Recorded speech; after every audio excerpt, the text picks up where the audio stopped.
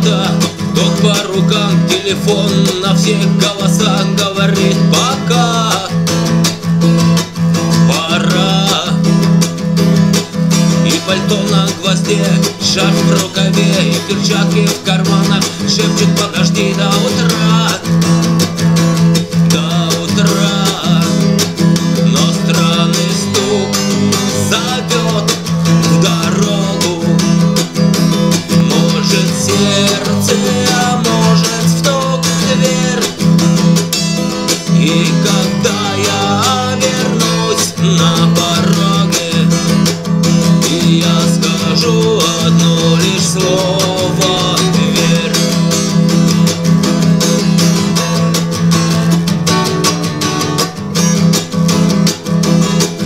И опять на вокзал, и опять к поездам, и опять проводник выдаст белье и чай,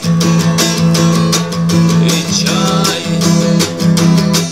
И опять не усну, и опять сквозь грохот колес мне послышится слово: прощай, прощай.